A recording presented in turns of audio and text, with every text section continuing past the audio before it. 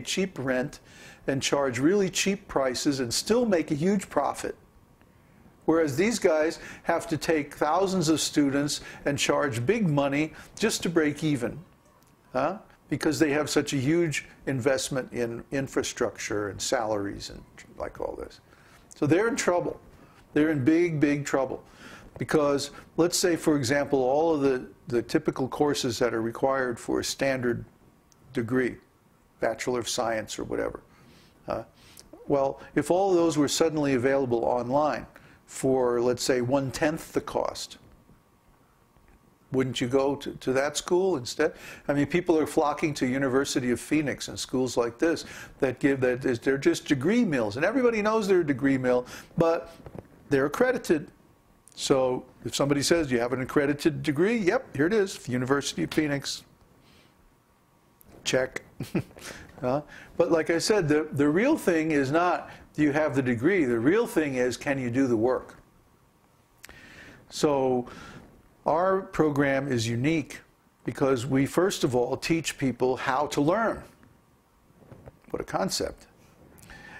Then we turn them loose on the material, and they can take the courses in any order that they like.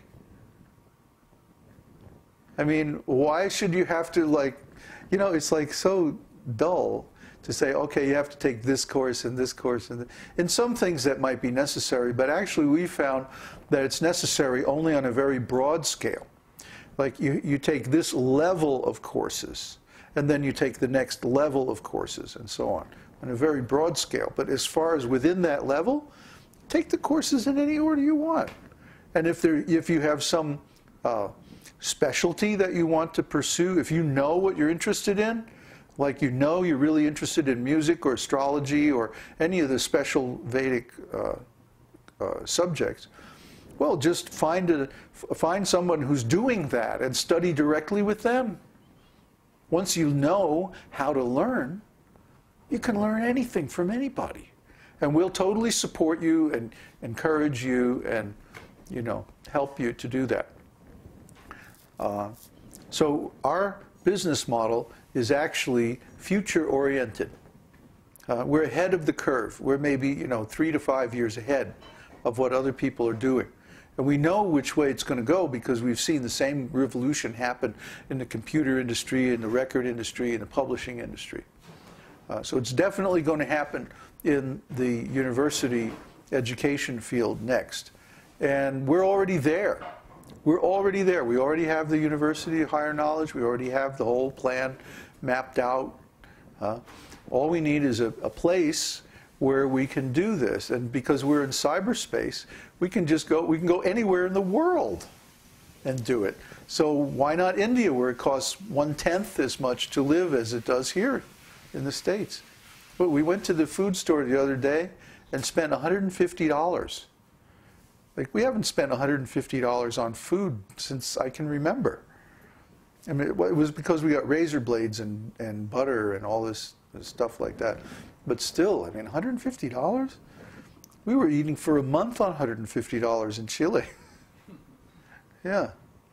So, yeah, let's go someplace that's nice and cheap, and also where we'll have, you know, nice people that we can relate to who are already devotees.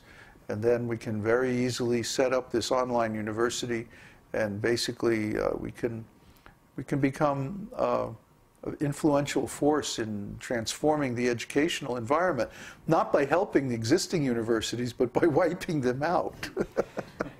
Well, actually, the market is going to wipe them out. We're just going to be there with the next stage and say, okay, here we are.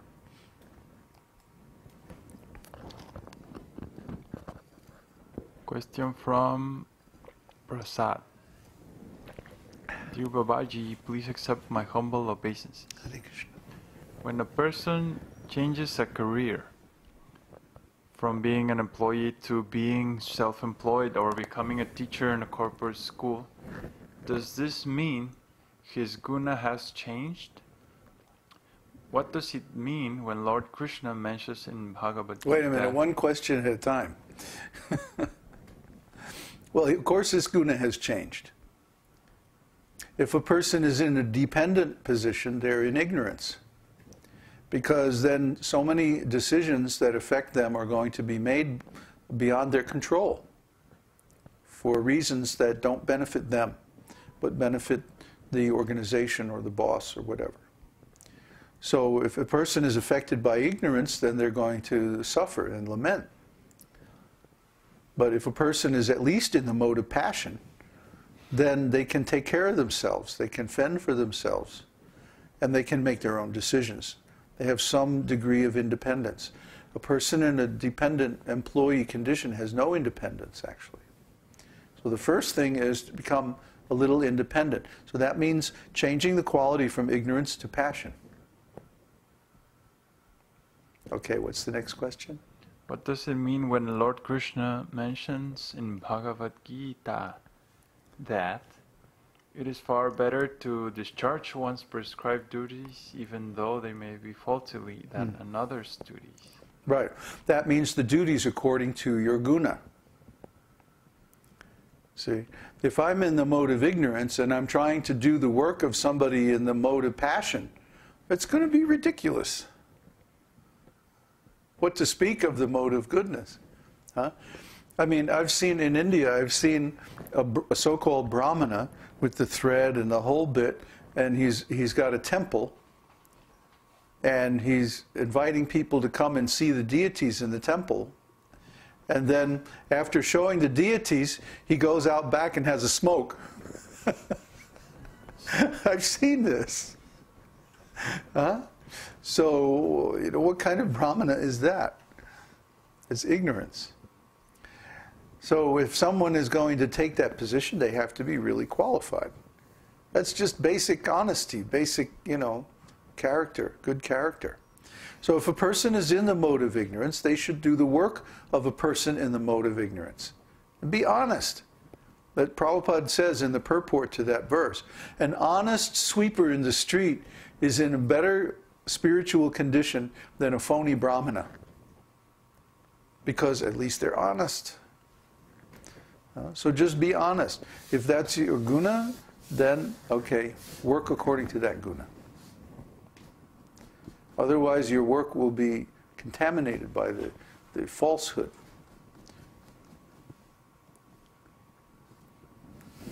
Okay? Here at the end, the reason I'm asking is because everyone serves others somehow for survival. Well, everyone serves others, but in what capacity? See, just like we are completely independent, and we have nothing to gain personally from the work that we're doing. But what we're doing is a service. And a service is something done by someone who is a servant. So we're serving. And who are we serving? We're serving everybody. We're serving the whole humanity. That's our job. But yet, our personal condition is that we're completely independent, and we can choose to do this or not do it. And it's not really going to affect our life one way or the other. So, one can be a servant because he's forced to be a servant, or one can be a servant because he chooses to be a servant. And that is a whole different bag of wax or whatever, ball of something.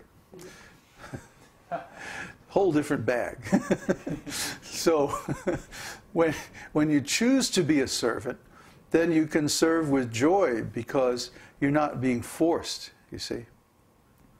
It's not that if I didn't do this, we wouldn't be able to pay the rent tomorrow or something, you see. No. We can afford to tell the truth, the absolute truth, without any compromise, because the service is completely voluntary. No one is sponsoring us, no one is rewarding us for doing anything but telling the truth. So we have no motivation for doing otherwise.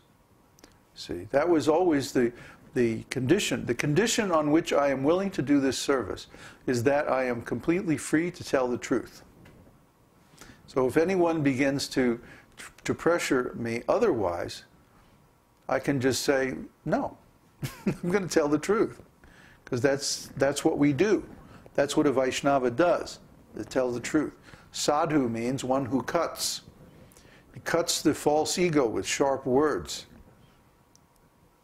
and gives the truth. And because this is compared to a doctor who performs an operation, and the operation is meant to save the person. See? The patient is suffering. Maybe the patient is going to die. So the doctor performs the operation and he has to cut. And that cutting may hurt, but ultimately saves the life of the patient. See? So when the sadhu is like the doctor, he cuts with sharp words. Because he tells you, oh, your false ego is nonsense.